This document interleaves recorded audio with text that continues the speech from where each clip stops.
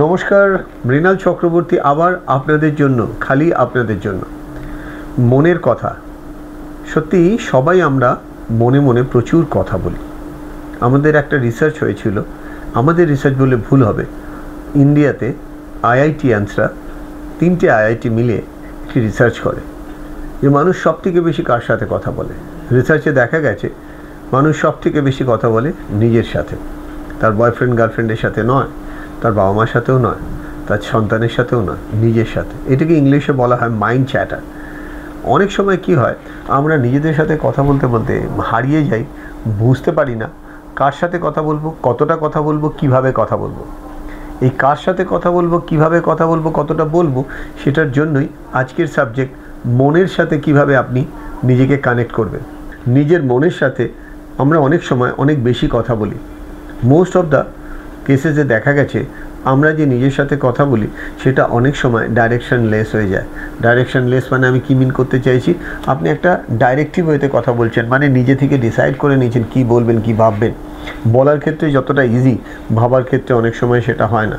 আপনি খেয়াল করে দেখবেন, রাত্রিবেলা আপনার মনে হলো একটুখানি বই পড়ি, যে মোমেন্টে বইটা খুললেন কোথা থেকে আবোল তাবোল অনেক চিন্তা আপনার মাথায় আসা আরম্ভ হলো, এবং আপনি অবাক হবেন চিন্তাগুলো যে রেলিভেন্ট সবসময় তা নয়, ইরেলিভেন্ট। সকালবেলা কোনো একটা ঘটনা, সেটা হঠাৎ করে টপকে পড়লো।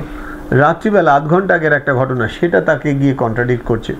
এরকম সারাদিনে আমাদের জীবনে প্রচুর ঘটনা ঘটে, কিন্তু আমরা বুঝতে পারি না মনকে কিভাবে বাঁধবো। সেই জন্য বলা হয় মনকে বাঁধার দরকার নেই, মনকে ছেড়ে দিন, কিন্তু একটু অবজার্ভ করুন। কিভাবে অবজার্ভ করবেন, কিভাবে মনকে কন্ট্রোল করবেন, সেই বিষয় নিয়েই এই ছোট্ট ভিডিওটি। প্রথমেই বলবো একটা অভ্যেস করা, যেটা করলে অনেকটা মনের প্যাটার্ন বুঝতে পারবেন।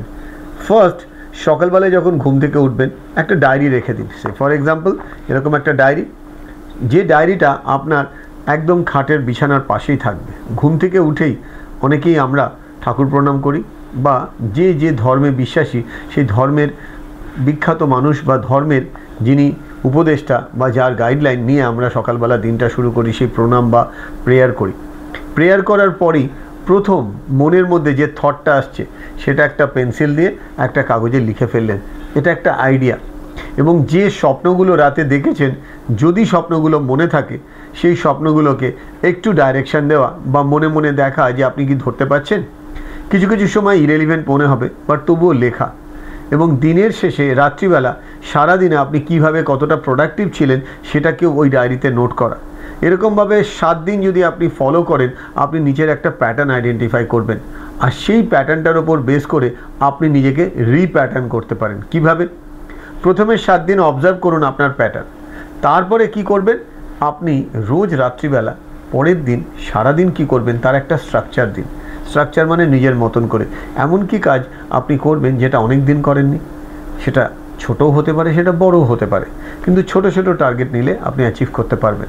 এবং পরের দিন সকালবেলা উঠে ডায়েরিতে কিছু লেখার আগে একবার দেখে নিন আপনি আজকের দিনের জন্য কি ডিসাইড করে রেখেছেন, এবং সারা দিনে অন্তত 3 বার মোবাইলে অ্যালার্ম দিয়ে রাখবেন কাজটার দিকে আপনি এগোচ্ছেন না কাজটার থেকে দূরে সরে যাচ্ছেন। এভাবে যদি ফলো করেন আপনি দেখবেন মনকে অনেকটা চিনতে পারবেন। মনকে চেনা একটা আর্ট, এটা অনেকের ক্ষেত্রে সময় লাগতে পারে। ডোন্ট ওয়ারি, আমি জানি আপনি আপনার মনকে চিনতে পারবেন। আমরা অন্যকে চিনতে অনেক বেশি সময় দিই, নিজেকে চিনতে সময় দিই না। তো নিজেকে চিনি না আমরা। Thank you everyone.